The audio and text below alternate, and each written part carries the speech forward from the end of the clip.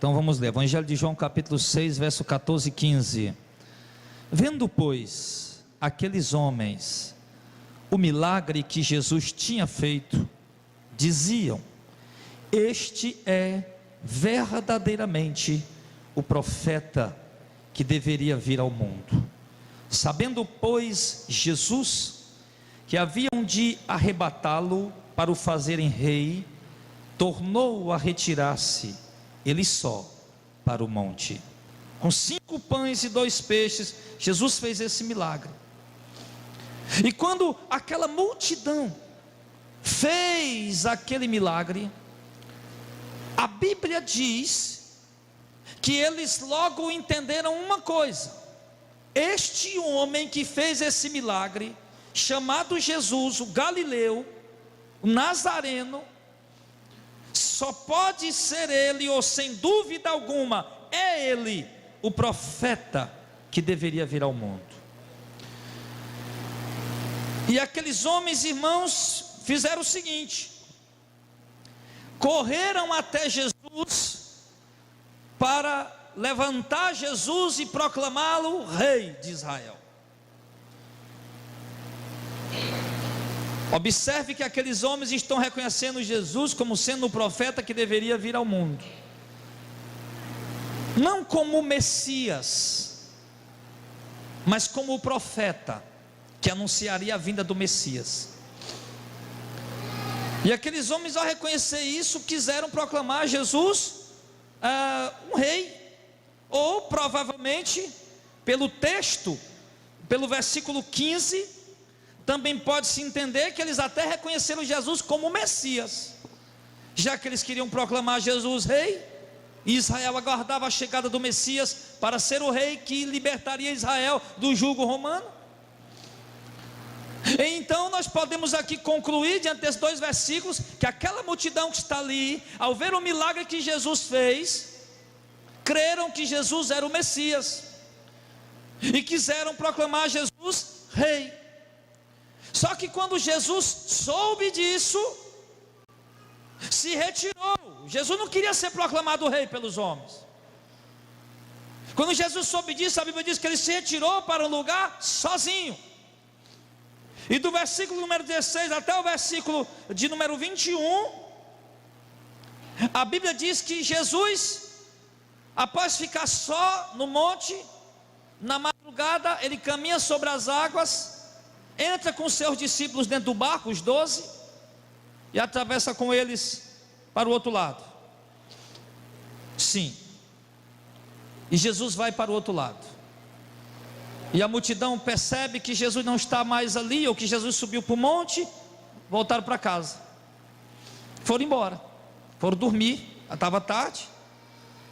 Mas no dia seguinte, quando eles acordaram, logo cedo, no versículo número 22, no dia seguinte, a multidão que estava do outro lado do mar, vendo que não havia ali mais do que um barquinho, e que Jesus não entrou com seus discípulos naquele barquinho, mas que os seus discípulos tinham ido sós, contudo outros barquinhos tinham chegado de Tiberíades, perto do lugar onde eles comeram o pão, havendo o Senhor dado graças. Vendo, pois, a multidão que Jesus não estava ali, nem os seus discípulos, entraram eles também nos barcos e foram a Cafarnaum em busca de Jesus. E achando-o no outro lado do mar, lá em Cafarnaum, disseram-lhe: Rabi, quando chegastes aqui? Observe, irmãos, aquela multidão, ela demonstrava o quê? Uma fome de Deus. Aquela multidão, ela demonstrava uma sede de Deus. Aqueles homens haviam estado com Jesus no dia seguinte, e no outro dia de manhã elas já vieram procurar Jesus, porque Jesus tinha se retirado. E no outro dia de manhã cedo eles já estavam lá procurando Jesus, e como eles não encontraram, eles deduziram: Jesus não tem os barcos, não estão aqui. Ele com certeza pegou um barco e foi lá para Cafarnaum. Pegaram os barcos, meu irmão, ali as pessoas deixaram seus afazeres, deixaram suas ocupações, entraram naqueles barcos e foram remando até chegar do lado de lá, à procura de Jesus. Ele estava ou não estava com fome de Deus? Estava com vontade de chegar perto de Jesus. Eu estava com vontade de ouvir Jesus falar, de ouvir Jesus ensinar, ou de estar perto de Jesus. E quando eles chegam lá procurando Jesus, a Bíblia diz que eles o encontram. E quando eles encontram Jesus, ele pergunta: mas Rabi, quando é que o senhor chegou aqui? Aí Jesus fala para eles, no verso 26: na verdade vos digo, que me buscais, não pelos sinais que vistes, mas porque comestes do pão e vos fartastes. Jesus diz para eles: olha, vocês estão aqui, não foi nem pelos milagres que eu fiz, para vocês ficarem maravilhados, mas vocês estão aqui porque eu multipliquei o pão, e vocês comeram, e vocês se fartaram. O que começa a acontecer aqui, irmãos?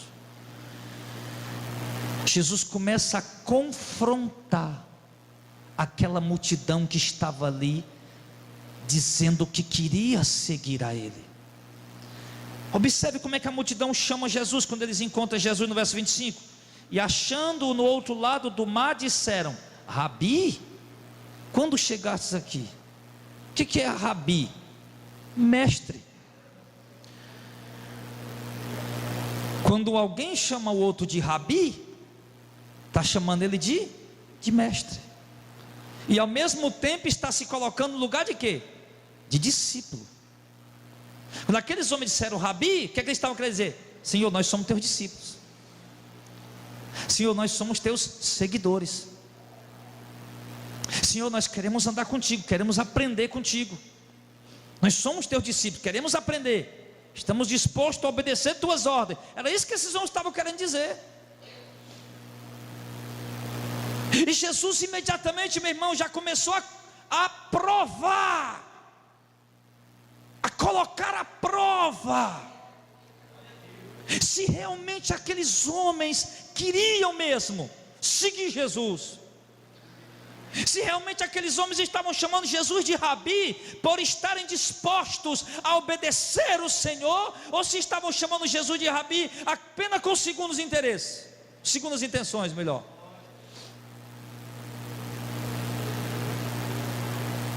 Porque isso, irmãos, acontece dentro da igreja. Isso acontece no meio do povo de Deus. Jesus hoje, atualmente, o nome de Jesus está rodeado de pessoas. As igrejas que pregam Jesus, ou que falam de Jesus, estão cheias de pessoas.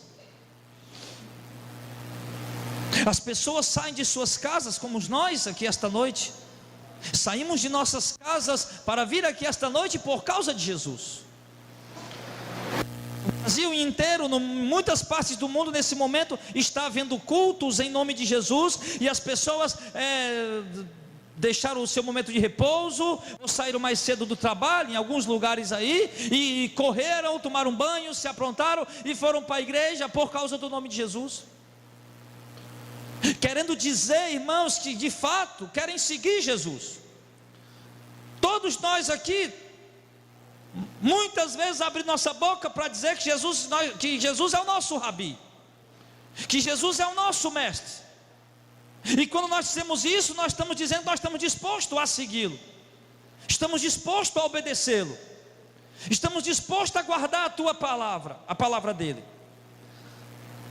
Mas só que Jesus, irmãos, ele sempre gostou de pôr à prova as pessoas que dizem que querem seguir ele. Sempre gostou de pôr à prova. Jesus sempre provou as pessoas que dizem que querem seguir ele. E não é diferente conosco. Não é diferente conosco. Você viu que aquela multidão estava lá querendo proclamar Jesus rei. No dia seguinte deixaram seus afazeres, seus trabalhos, seus negócios, sei lá o que mais, e foram à procura de Jesus. Encontraram Jesus, chegaram lá já chamando ele de Rabi. E quando eles chegam lá, Jesus começa a pôr a eles à prova. E Jesus lança logo no rosto deles Primeira coisa que Jesus lança no rosto dele: vocês estão aqui porque vocês são interesseiros. Vocês estão aqui porque eu multipliquei pão ontem, vocês comeram com fartura, é por isso que vocês estão aqui. Jesus já coloca isso no rosto deles. Olha como Jesus começa a provar os discípulos dele. Os pastores atuais já iam trabalhar, os pastores da atualidade fariam diferente. Opa, meu irmão, que bom que você veio, pegue aqui esse envelope e faça uma campanha. Olha, 7 semanas, viu? Você não pode, tem que ficar aqui 7 semanas. E Jesus não.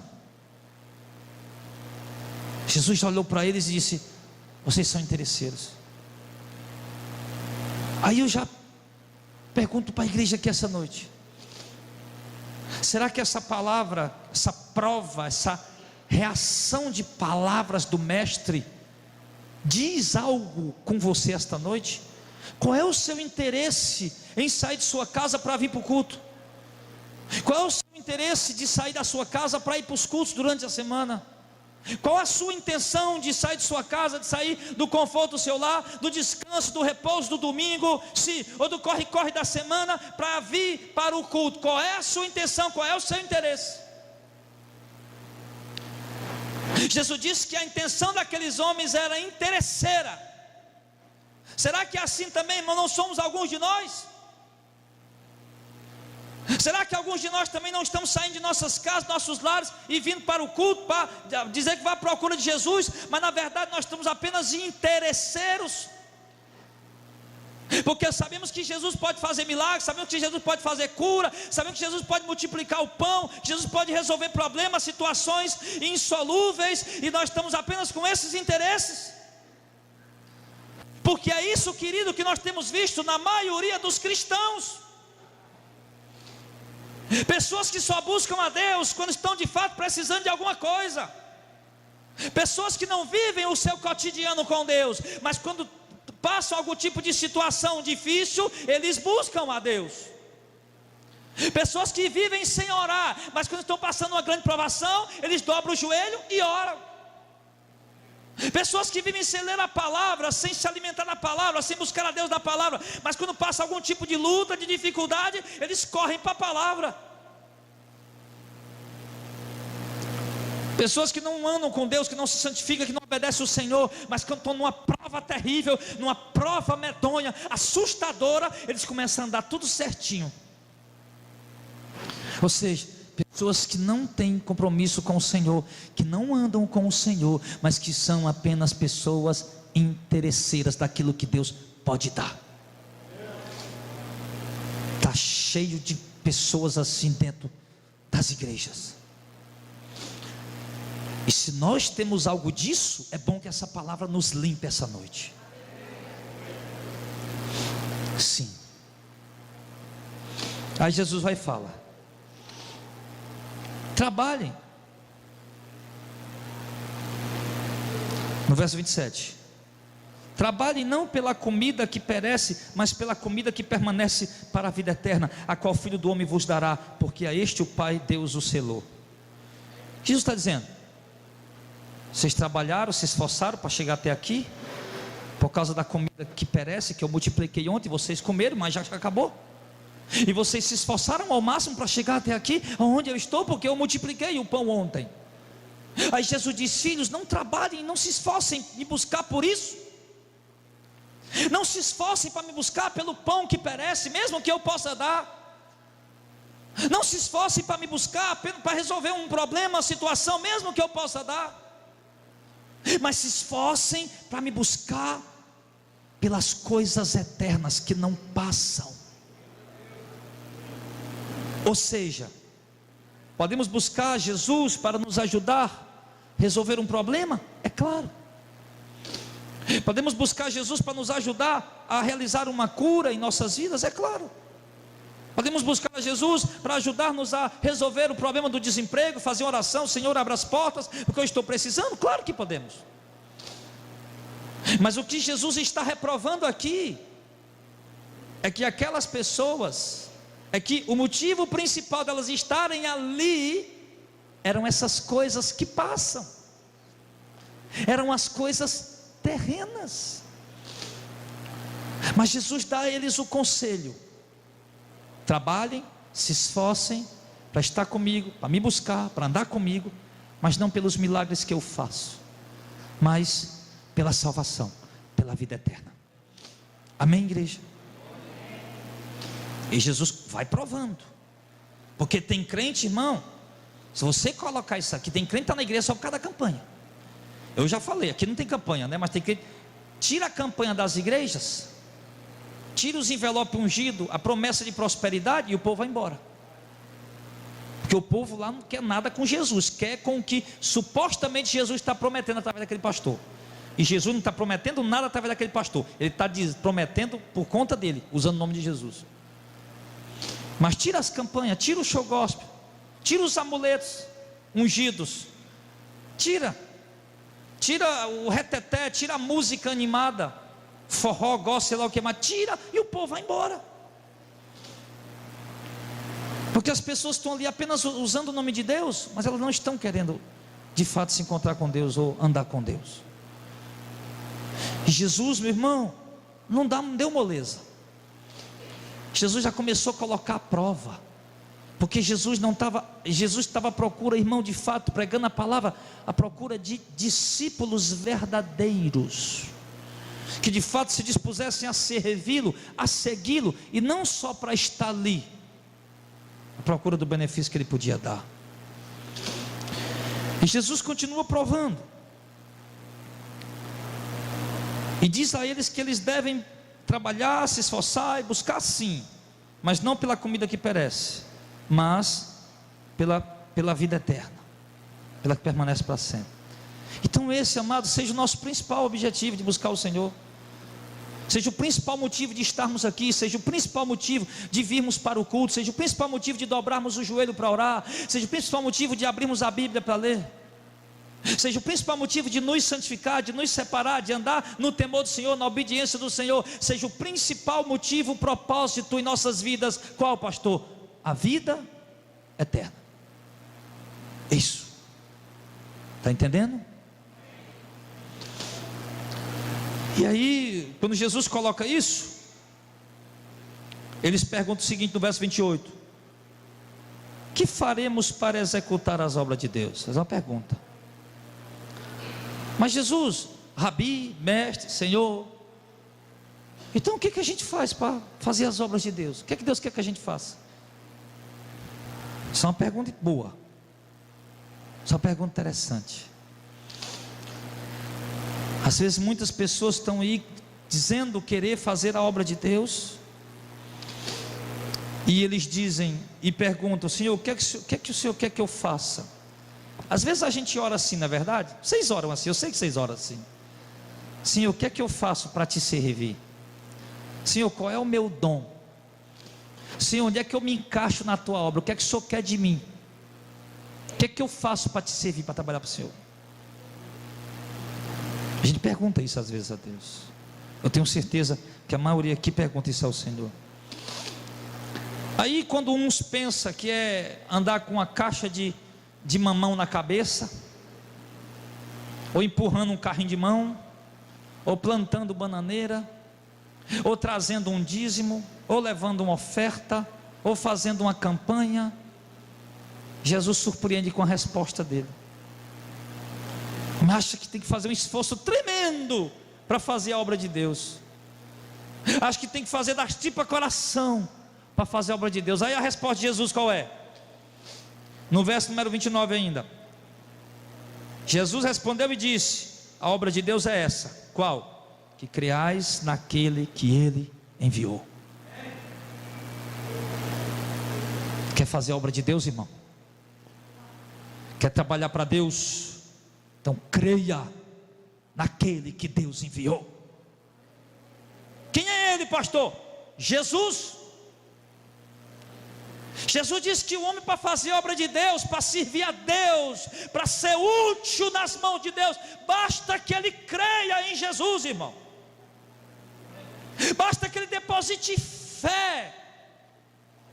E crer e fé quer dizer confiar em Jesus.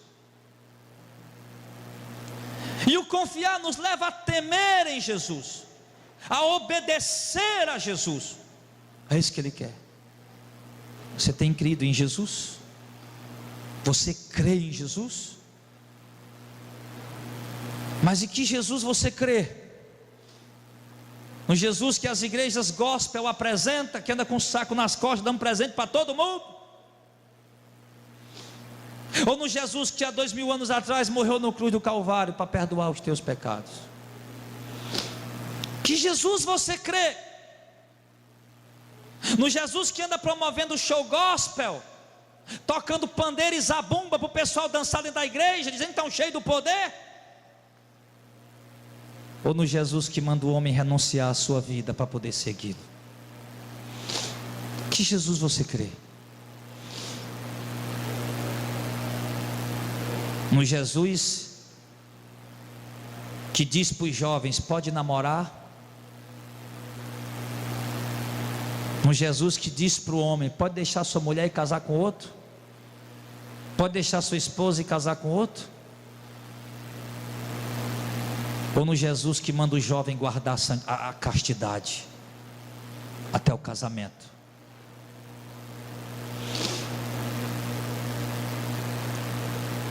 Ou no Jesus que diz para o homem: separar da mulher, fica sem casar? Mulher não deixe seu marido, se deixar que fique sem casar, então que volte para o seu marido. Que Jesus você crê? Pastor, e o jovem não pode namorar não? Pode. Quando? Com quem vai casar.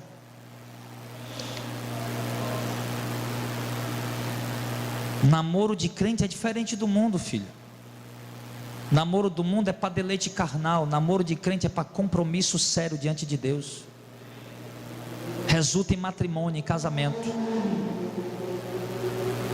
É? Agora,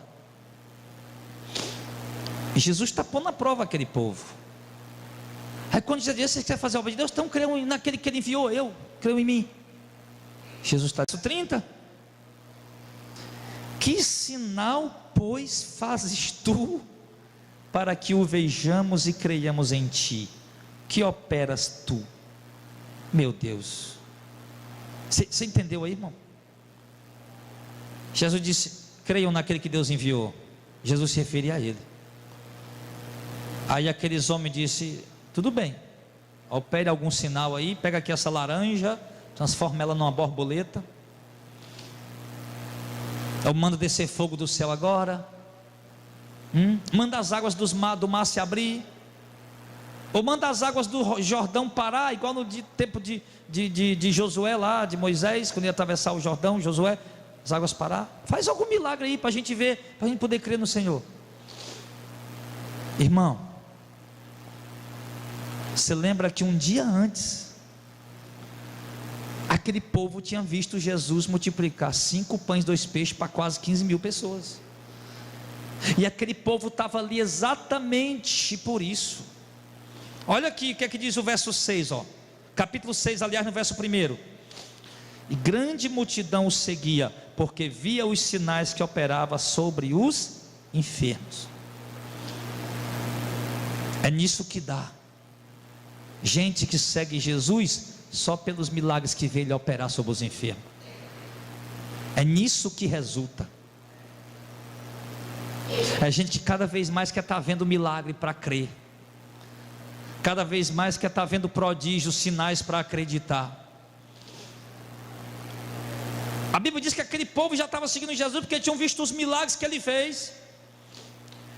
A Bíblia diz que aquele povo estava lá do outro lado, lá em Cafarnaum, atravessaram o mar, deixaram seus afazeres, porque viram o milagre que Jesus fez. E agora Jesus está pedindo para eles se salvarem, que eles creiam nele, e aqueles homens pedem o quê? Um sinal. Ele vai ser incrédulo assim, meu irmão.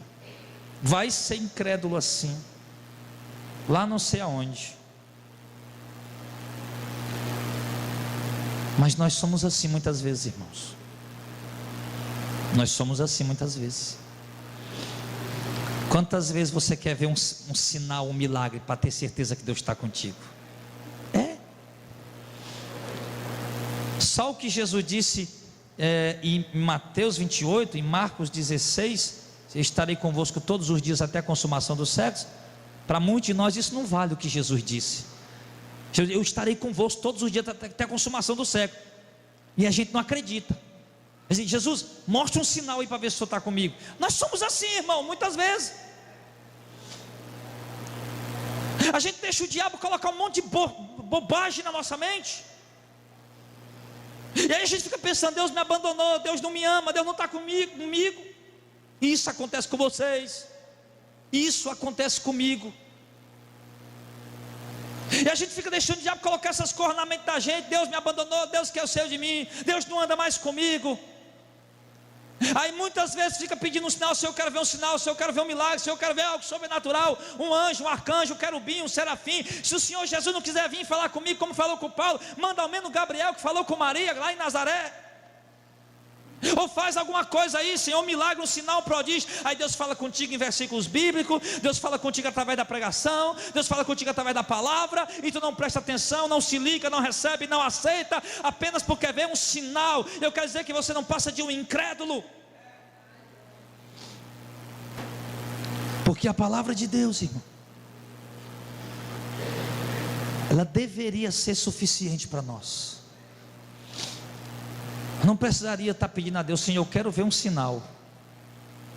Apenas os incrédulos é quem vivem dessa forma, querendo ver sinal, é quem não está acreditando. Porque quando se acredita, não se pede sinal. Não se pede sinal. E ali aquele povo estava assim. Jesus, nós fazer a obra de Deus é só crer no Senhor, então mostra um sinal aí, para que nós o vejamos e creiamos em Ti. O que operas Tu? Eles perguntaram isso. Tem muita gente falando isso com Deus esses dias. Talvez está com um filho doente, está com um filho nas drogas, está com o marido em adultério, está com a esposa em adultério, está passando problema financeiro, está passando dificuldades financeiras, está passando luta no casamento,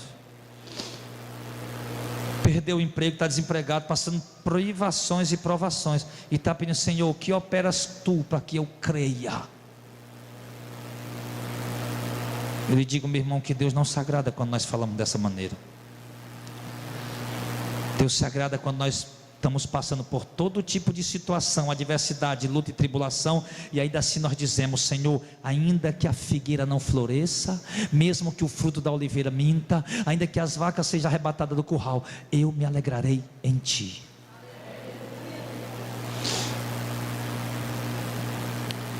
Mesmo que falte tudo e a dificuldade aumente e a tribulação se multiplique, os inimigos me cerquem, eu confiarei em Ti. É assim, meu irmão, que nós temos que andar, amém, igreja? É dessa maneira. Eu não preciso ver Deus, eu não preciso ouvir a voz de Deus audivelmente, como você está ouvindo a minha para ver. Eu não preciso ver um anjo, a palavra de Deus me diz que Deus está comigo todo dia, e eu vou acreditar. E eu acredito.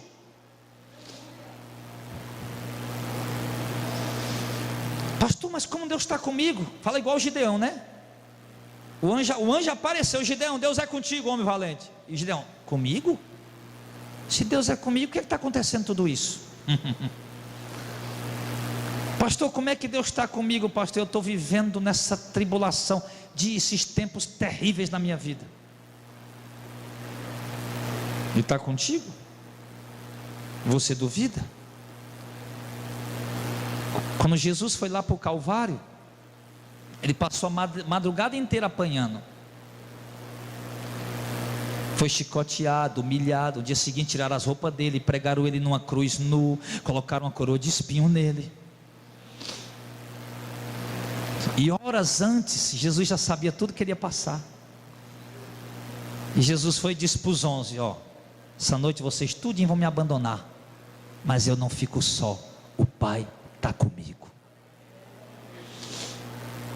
Jesus estava passando tudo aquilo, mas ele sabia, o Pai está aqui.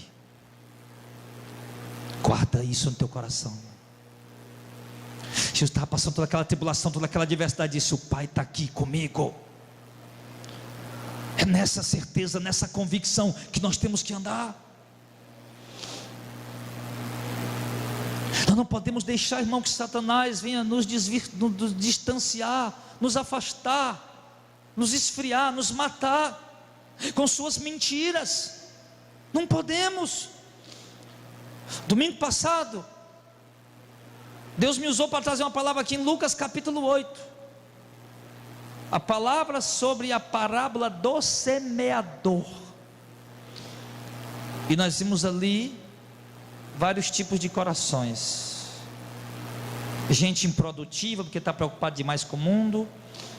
Gente que já morreu espiritualmente, porque a palavra de Deus não enraizou para produzir perfeitamente.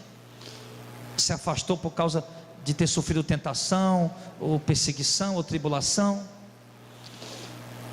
Gente que não deu atenção devida à palavra de Deus, e o diabo foi lá e roubou do coração dele. E nós vimos ali quanta gente dentro da obra de Deus improdutiva, deixando o diabo encher a mente, deixando o diabo encher o coração, e permitindo que Satanás coloque ela contra o irmão, contra o obreiro, contra o pastor. E a gente deixando, dando cada vez mais lugar para Satanás fazer isso. E você não percebe, aí você vai morrendo, morrendo, morrendo. E precisando de sinal e sinal e sinal. Mas na verdade o que está acontecendo, o que Jesus estava fazendo aqui, estava colocando à prova aqueles homens que estavam ali. Eles não acabaram de chamar Jesus de rabi, não acabaram de chamar Jesus de mestre. Com essas palavras eles estavam dizendo nitidamente: nós queremos te seguir. E agora Jesus começa a colocar à prova a fé daqueles homens. E isso vai resultando em quê? Eles pediram um sinal, Jesus entrou com um discurso ao invés de um sinal. Eu acho que tem pastor hoje, líder evangélico hoje, que o cara pedisse um sinal, ele ia fazer. Se ele pudesse, ele fazia. Se pudesse, ele fazia. Mas Jesus não. Jesus podia fazer qualquer milagre ali na frente deles. Mas Jesus fez o quê? Não deu nenhum sinal, deu um sermão. E dentro desse sermão, aquele próprio povo que estava ali, dizendo-se interessado em servir a Jesus, no versículo número 60 deste mesmo capítulo, capítulo 6, muitos, pois, dos seus discípulos, ouvindo isso, disseram: duro é este discurso, quem o pode ouvir?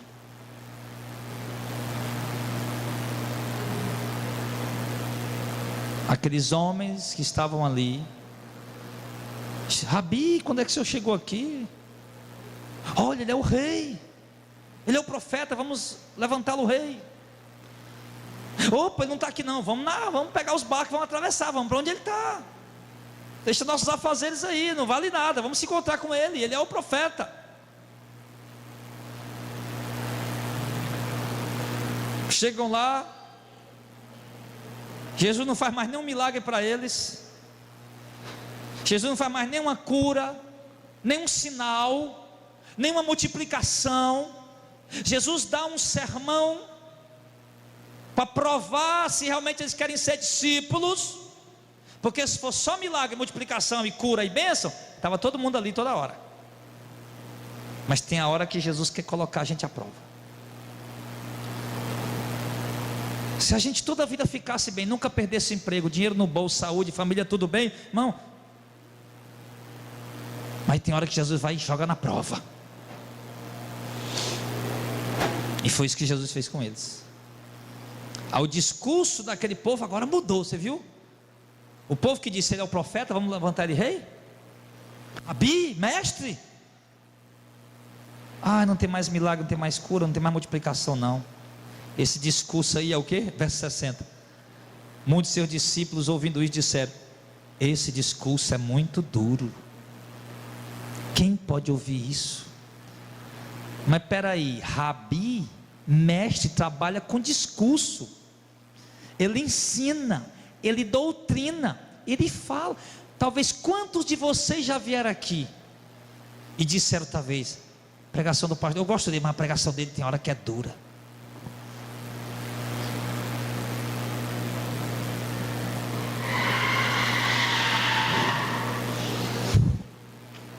Ele disse assim, irmão: ei, bicho,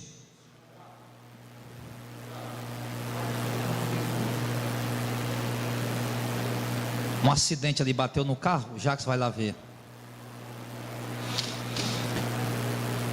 Então, irmãos, ele disse assim: esse discurso é duro.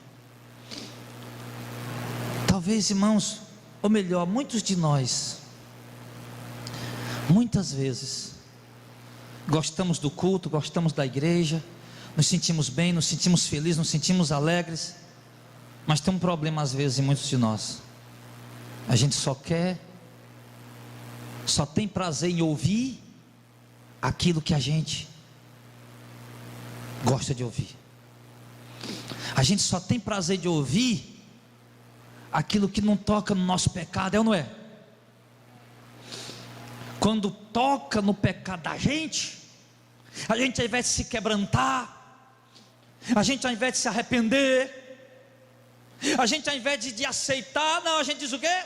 Duro é esse discurso. É assim que a gente procede muitas vezes, irmão. A gente não quer ser confrontado pelo nosso Rabi, que é Jesus, que se revela aqui esta noite na sua palavra. Porque embora Jesus não esteja aqui fisicamente, Ele está aqui através da sua palavra, falando conosco. E o sermão de Jesus, a mensagem de Jesus, muitas vezes ela pode parecer dura, mas é sermão que muitas vezes pode parecer dura, meu irmão, é um sermão de provação, para saber se realmente você está na fé ou não. Deus quer saber se sermão é um sermão de prova, para saber se você está na fé ou não. E aí? Ele disse: duro é esse sermão. Quem pode ouvir isso? O que você está achando desse sermão hoje? Eu não estou pregando o que eu quero pregar isso, não. Eu estou pregando o que está dentro da palavra. Sim ou não? Está aí? Mas como você está recebendo esse sermão? Como? O que você pode dizer desse sermão essa noite? Não é para elogiar o pregador e nem para condenar o pregador. Não é isso que eu estou falando. Como é que soa esse sermão para você? Para aqueles homens: eu amo Jesus, vamos lá à procura dele, deixa o trabalho, deixa tudo aí, estudo, faculdade, vamos lá para onde ele está, pega o barco, vamos remar. Oh, mestre Rabi, que bom que te encontramos. O senhor chegou aqui quando mesmo, hein?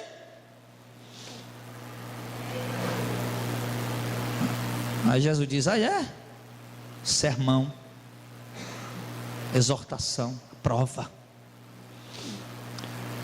Aí ele: sermão duro, eu não aguento ouvir isso. Aí foi o que eles fizeram.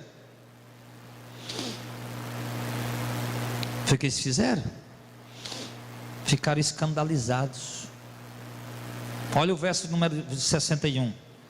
Sabendo, pois, Jesus em si mesmo que os seus discípulos, quem eram aquelas pessoas?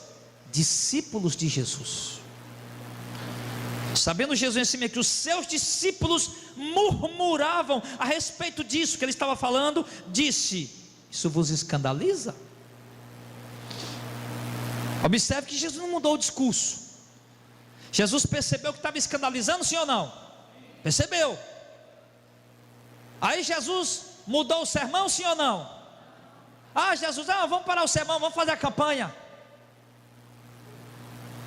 Não, vamos parar o sermão, está muito duro. Toca um forrozinho gospel aí, Pedro. Imagina o Pedro tocando um forró gospel, bruto do jeito que ele era. Ele ia furar o zabumba, então rasgar o fole da sanfona. A hora com a espada ele arrancou a orelha de um, meu irmão. Imagina ele com raiva, porque ele não fazia com a sanfona. Jesus mudou o discurso. Não, tá bom, deixa lá, vamos tocar um forrozinho gospel para desvanecer um pouquinho. Não. Jesus perguntou: isso escandaliza vocês? Aí, dentre outras palavras que Jesus disse, ele coloca no verso 65: por isso eu vos disse que ninguém pode vir a mim se por meu Pai não lhe for concedido. Ou seja, vocês estão aí com o corpo, mas o coração de vocês não me aceita, não crê em mim. Vocês só podem crer em mim se o meu Pai permitir vocês crerem.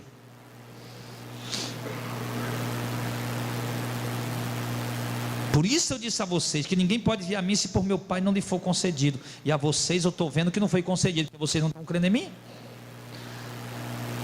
Isso deixou eles ainda mais doidos. Isso é sermão calvinista. Calvino nem existia naquele tempo, irmão. Talvez estava gente lá, eu sou arminiano, isso é sermão calvinista. Não tinha negócio de Armínio, Calvino, meu irmão. A doutrina da eleição não tem nada a ver com Calvino ou com Armínio. Tem a ver com Jesus e com os apóstolos. E Jesus disse, quando Jesus disse isso, eles ficaram chateados. E o que aconteceu? Verso 66: desde então, muitos dos seus discípulos tornaram para trás e já não andavam com ele.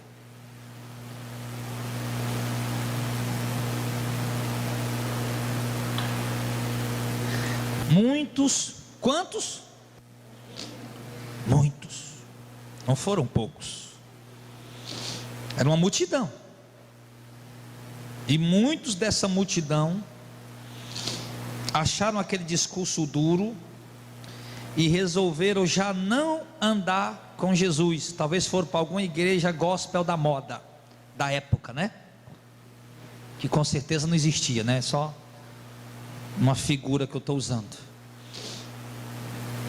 Quando ouviram o sermão de Jesus, foram embora. Vamos lá para a nossa igreja lá, que o sermão lá é mais maneiro.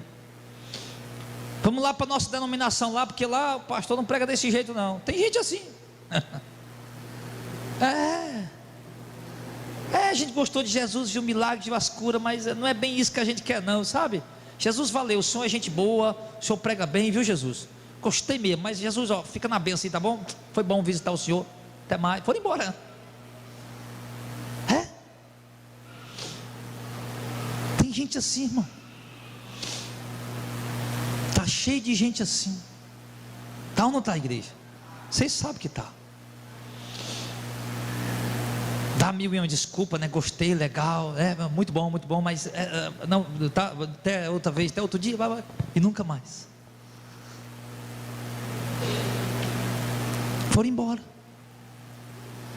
Hoje, como existem muitas igrejas levando o nome de Jesus, entre aspas, anunciando a mensagem de Jesus, entre aspas, né? Porque não é mensagem de Jesus coisa nenhuma. Aí se o povo vai numa igreja que está pregando realmente o que Jesus pregou, que está realmente ensinando o que Jesus ensinou, eles têm 1000 opções para ir para outro lugar, e vão, porque a última coisa que eles querem é ficar realmente onde Jesus está falando.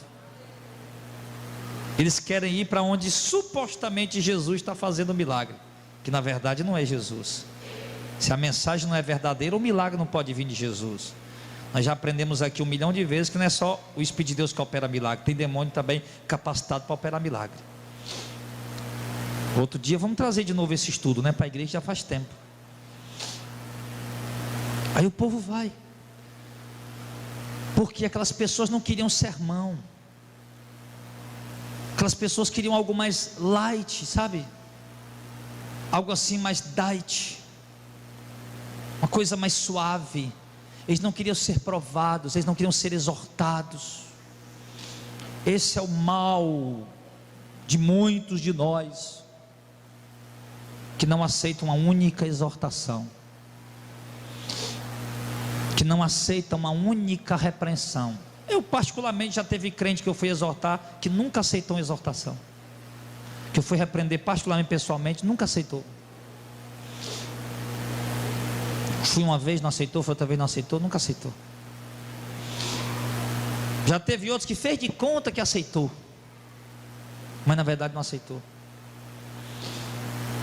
Não querem ser exortado, nem no púlpito pela palavra, falando com todo mundo, e nem pessoalmente sendo chamado para conversar. Então, isso resultou em quê? Já não andaram mais com eles, com ele. E por que eles não andaram mais com Jesus? O texto não diz, verso 66? Foram embora. Porque aquele povo lá, já lemos o capítulo 6, o verso 1, né? Verso 2: grande multidão o seguia porque viu os sinais que operavam sobre os enfermos. Porque aquela multidão não estava ali, irmão, não era para ser discípulo de Jesus de verdade. Não era para Jesus ser o mestre dele. Inclusive Jesus diz: por que você me chama de Senhor, Senhor, não faz o que eu mando? Discípulo que chama Jesus de Senhor para aqui, Senhor para acolá, e não faz o que ele manda, não pode ser Igreja Católica Romana. Senhor Jesus para aqui, Senhor Jesus para acolá. Vai dizer para ele: ó, idolatria é pecado. Jesus condenou a idolatria. Olha, reza para os mortos não existe na palavra de Deus, não. Isso inclusive é até condenado por Deus. Mas a minha religião prega isso. Não quero saber Jesus. Vai falar com alguém aí que esteja aí numa situação que não está agradando a Deus, e vai dizer para ele, ele não aceita, ele vai embora, ele vai para um lugar onde o pastor não fale do pecado que ele está vendo, porque talvez o pastor esteja na mesma situação dele.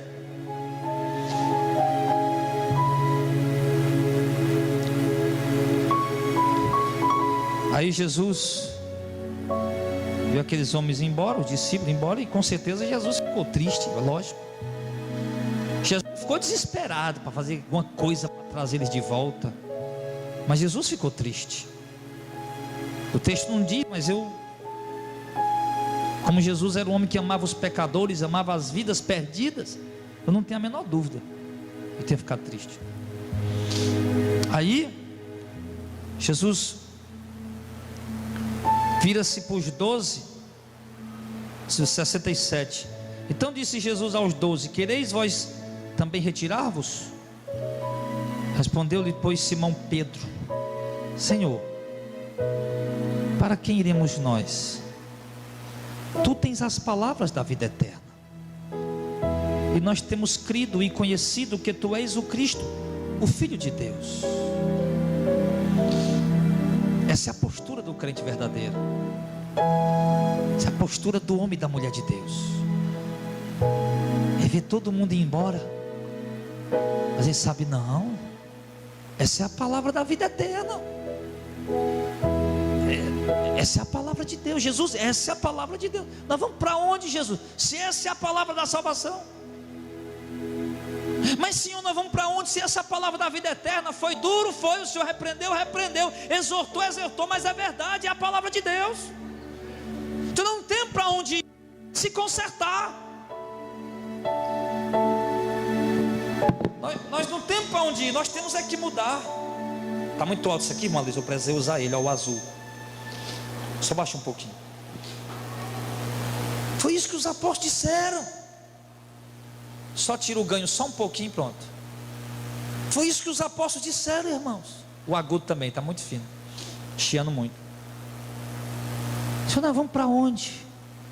Se nós não estamos aqui, não é atrás de milagre, de cura ou de multiplicação. Nós estamos aqui porque em Ti nós estamos vendo a palavra da vida eterna. É assim que caminha o povo de Deus, igreja. Vamos parar com esse negócio de colocar na mente: ah, não, mas eu sou pentecostal. Está faltando aqui o reboliço, o reteté. Então cai no chão aí, vai, irmão.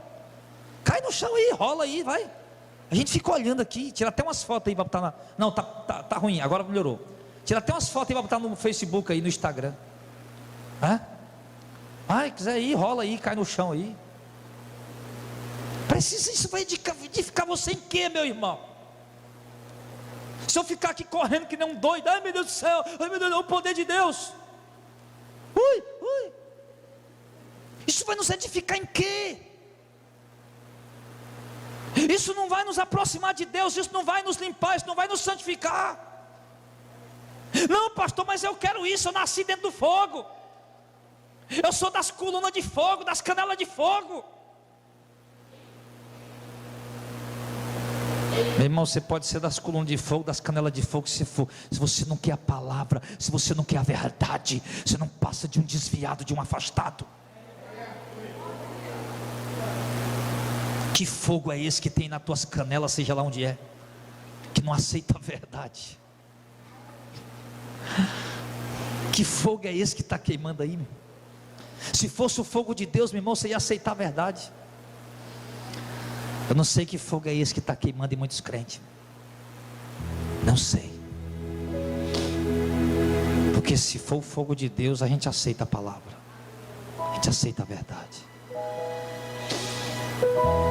Mas aí vamos ver o seguinte: aquele povo lá na mesma hora foi embora. Não por outra coisa, porque não aceitaram a verdade que Jesus estava pregando. Se alguém quiser ir embora hoje, irmão, Jesus não prendeu ninguém, Ele não segurou ninguém, Ele deixou o povo ir. Se alguém for embora hoje porque eu estou pregando a verdade, eu vou ficar triste, claro, é uma vida, mas eu vou me sentir em paz diante de Deus. Mas se eu mudar o discurso, a pregação, e começar a pregar heresia, e você for embora, aí sim, aí eu vou ficar triste e sujo diante de Deus. Então, queridos, que reação teremos nós diante do nosso Rabi, que é a palavra de Deus, Senhor? Que reação teremos nós diante da palavra do Mestre? Vamos tentar nos esconder dela, fugir? Não adianta, aqueles homens foram embora, mas a verdade era aquela e acabou. Não adianta tentar colocar coisa para debaixo do tapete. Se há uma verdade, ela permanece, quer você queira ouvir ou não.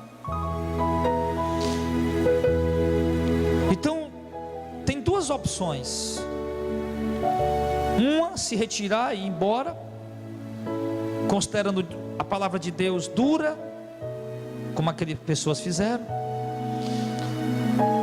E a outra opção é o que os apóstolos fizeram. Para onde iremos nós, se tu tens as palavras da vida eterna? Se Jesus, nós vamos para onde? Se aonde a gente for, se tiver a Bíblia, ela for pregada, a palavra é a mesma, nós vamos para onde? Qualquer igreja que você for, irmão, que pregar a Bíblia do jeito que ela está escrito, você vai ouvir a mesma coisa que o senhor está ouvindo aqui. Qualquer igreja que você for, se o pastor abrir a boca para pregar o evangelho do jeito que Jesus pregou e que os apóstolos pregaram, você vai ouvir a mesma coisa que eu estou pregando. Você não vai ver diferença nenhuma. Talvez você vá até dizer: rapaz, esse pastor aqui prega igual o pastor Jadel, ou o pastor Jadel prega igual esse pastor aqui. Porque quando se prega a verdade, é a mesma coisa. Tanto faz se aqui, ali ou acolá, a verdade é a verdade e pronto. Agora, se você quer apenas se aventurar numa religião para se sentir bem, aí você vai encontrar um cardápio muito grande, variadas opções para ir. Só que isso vai ficar entre você e Deus. É uma opção sua.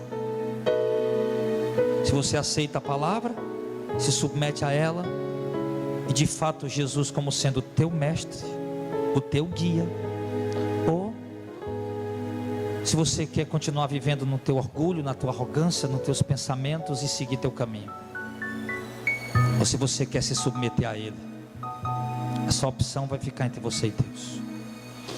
Teu destino eterno vai depender disso. Se você continuar seguindo você, seus pensamentos e vontades, não tenha dúvida, o destino seu será na condenação.